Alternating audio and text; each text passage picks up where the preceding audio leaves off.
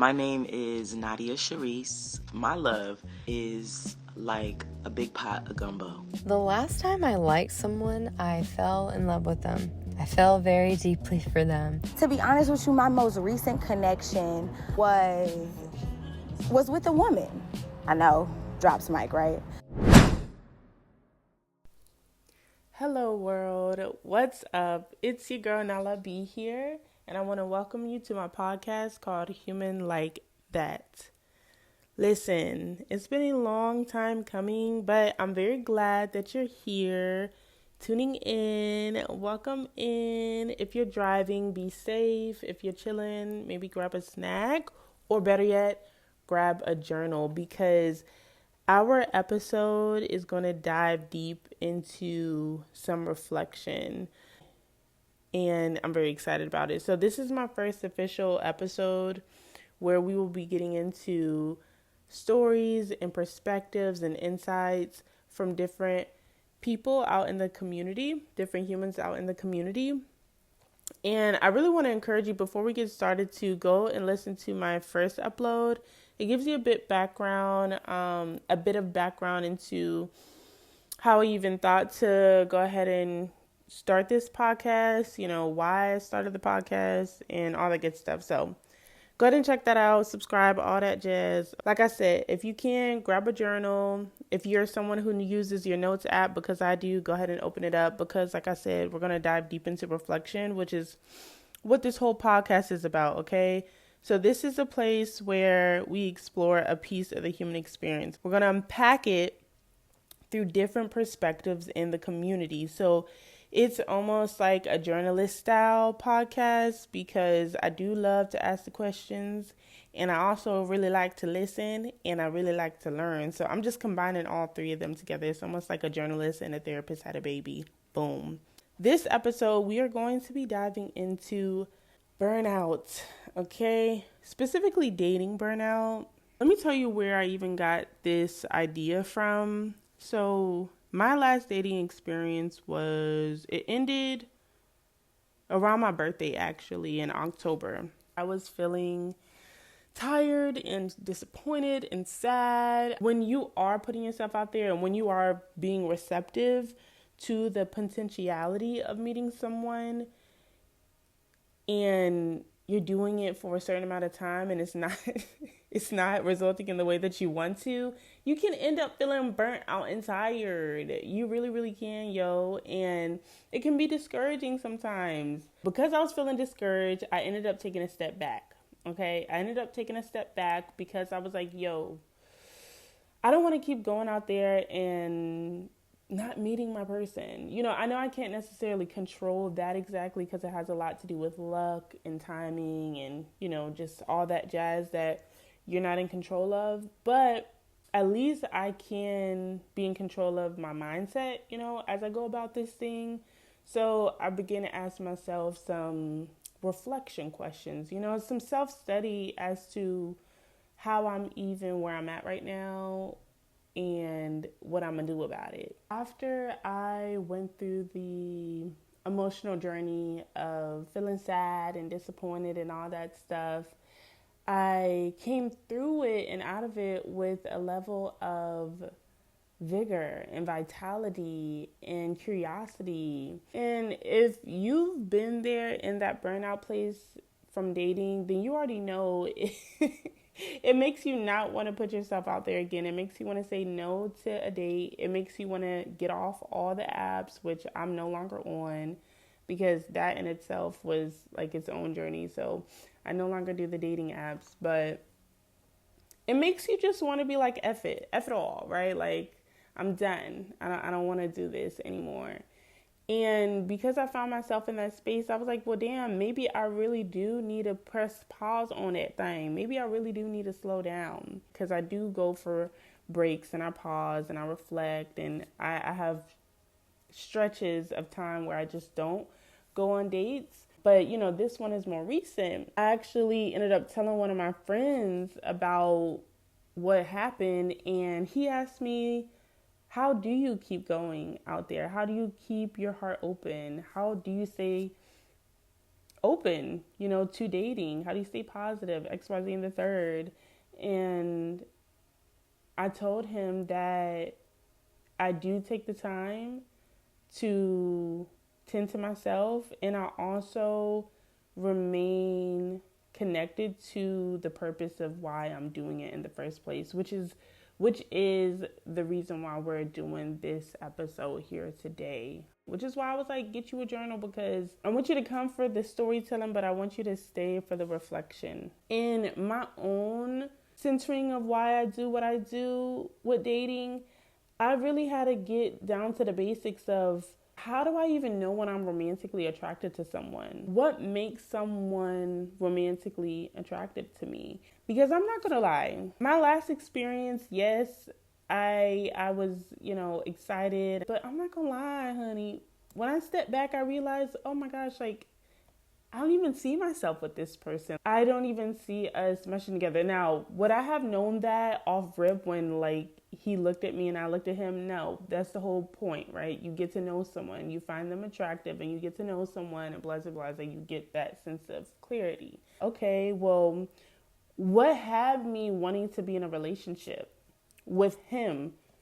In hindsight, I realized that wasn't even going to work, and I wouldn't even want it to work, So that's where the first question comes from. What makes you romantically attracted to someone, right?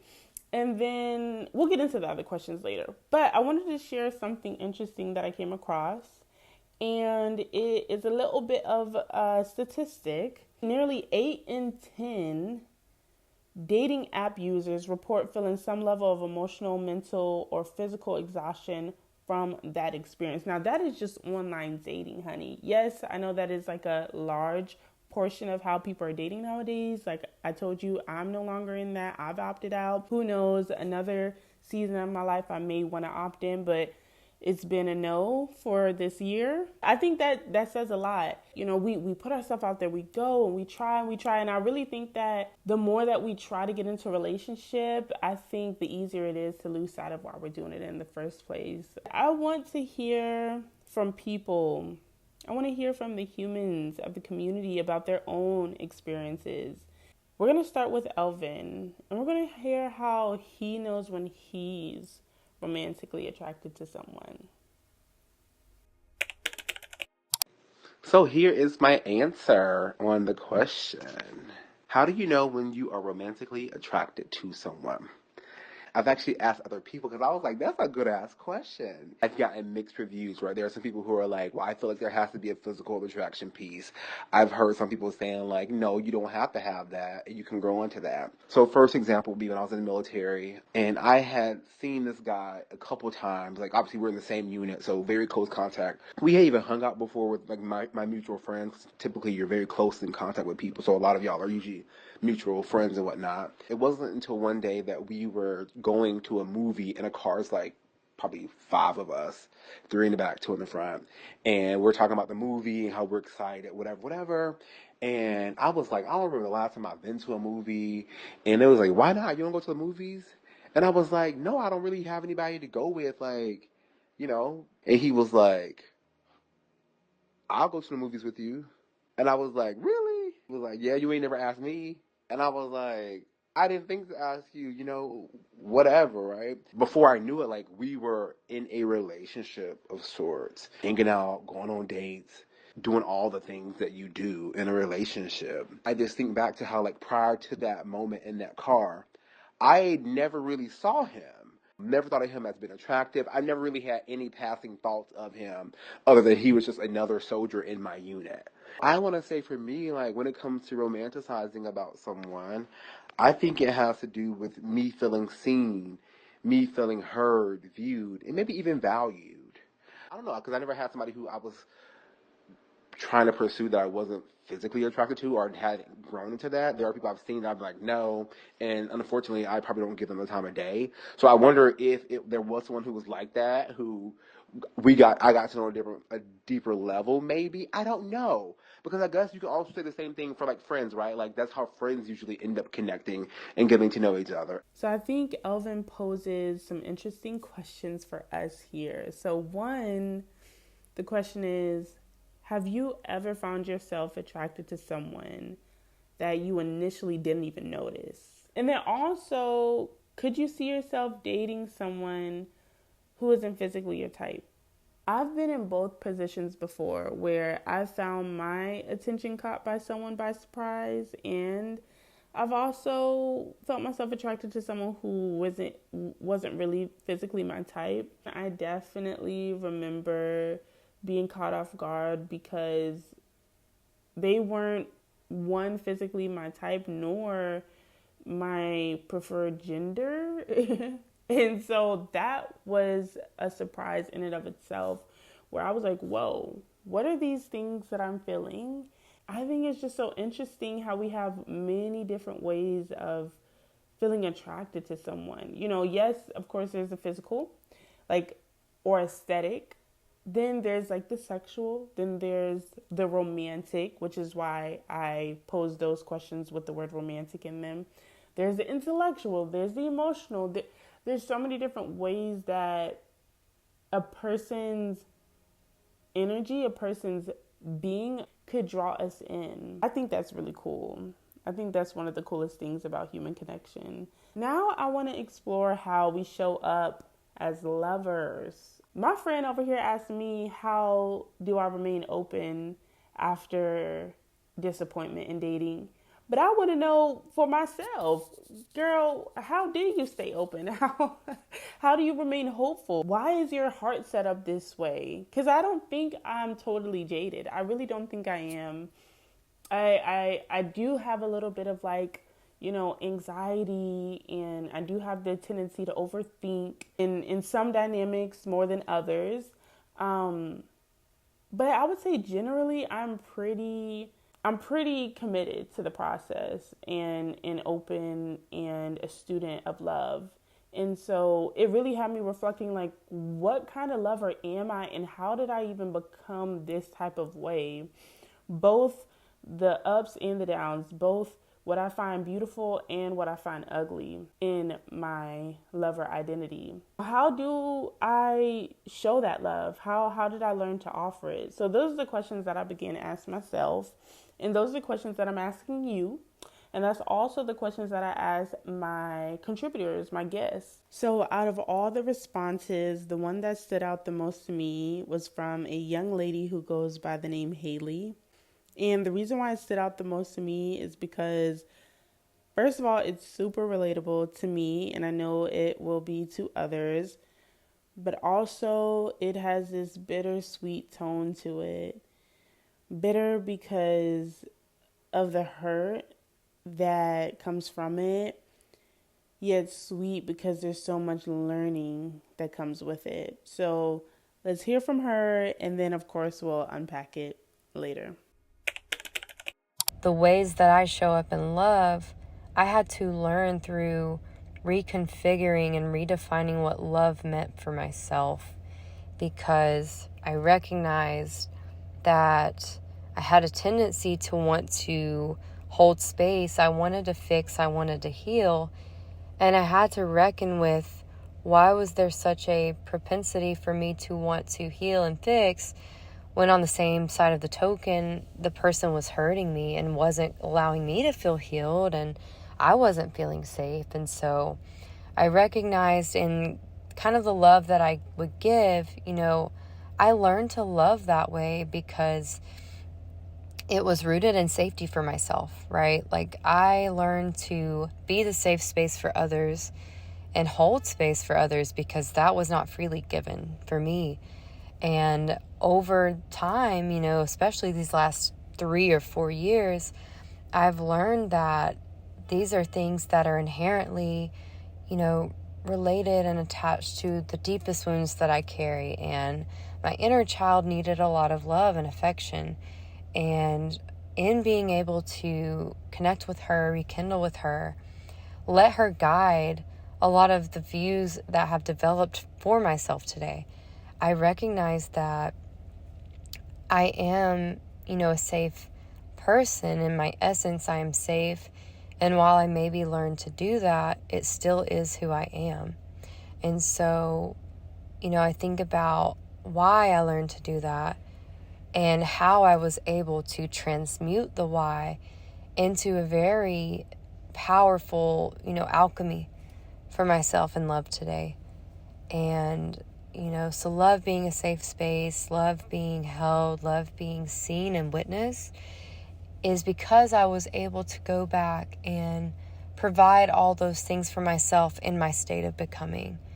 And I can't speak to how much it has helped my relationship, not only with myself, but with others. I feel that has been something that has been restored and repaired, and I can give, that love from a place of, I want to do this. It isn't a desperation. It isn't covert, a covert attempt to do something else to prevent something from being lost. It just is inherently me. And to be able to connect with that is such a wonderful feeling.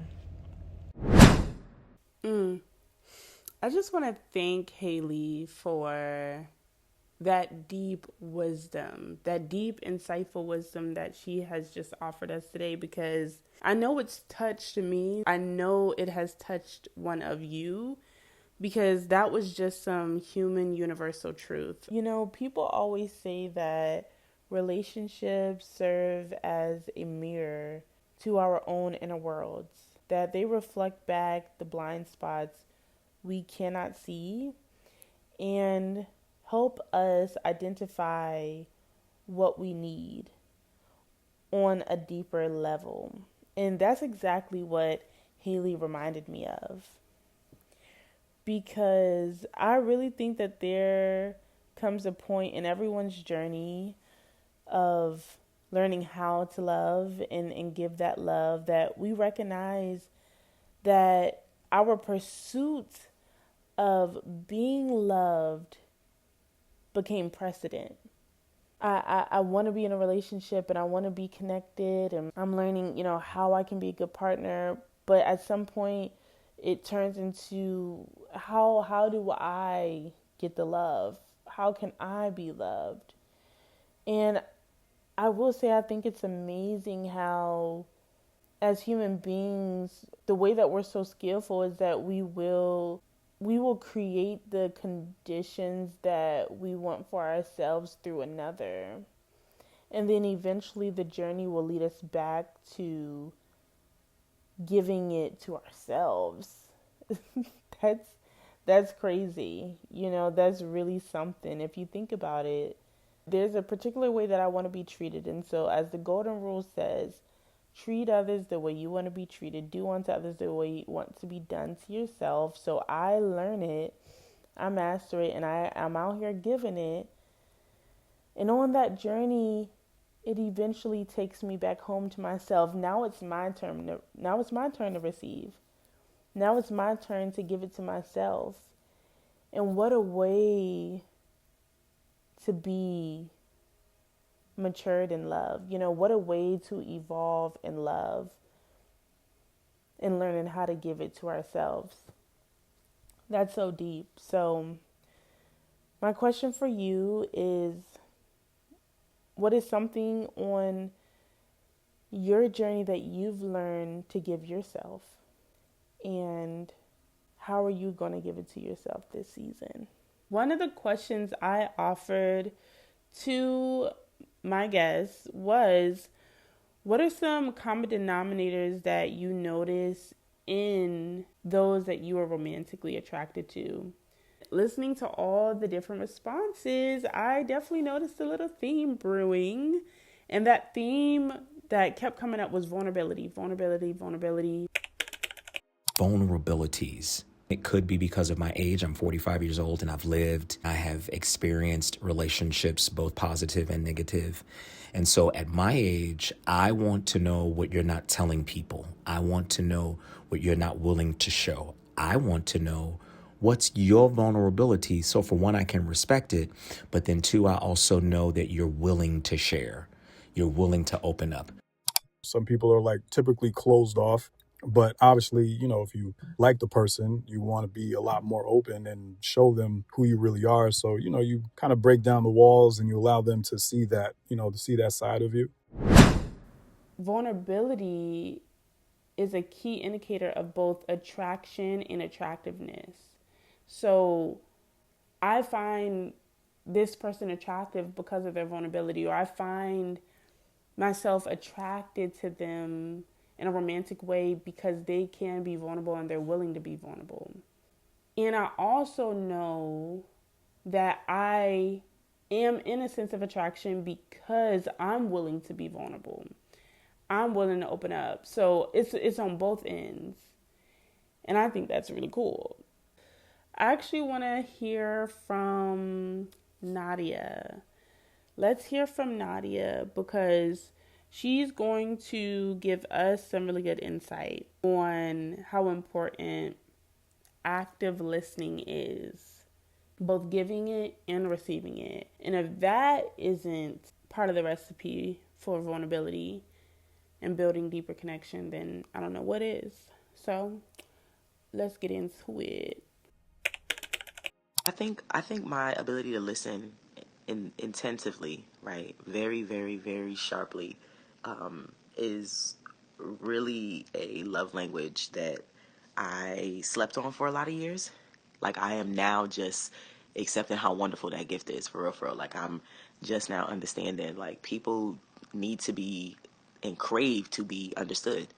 And so like offering a listening ear, offering the ability to see them, offering just trying to understand them, taking the time to understand somebody is really something that is a gift. And I think I've just learned to do that because I've needed it. Like I like being listened to. I like being seen and being heard. And even in my most complex, crazy, radical, rebellious mind, state of minds, I just like being heard and listened to. And it's very rare that somebody really understands and sees me, all of me. And so I never take it for granted when it happens. So what I think is really beautiful from Nadia's response is how intentional she is about active listening. And I think that's something that is slept on. And I think, she highlighted that very well. And that you don't really recognize it until you have experienced it yourself.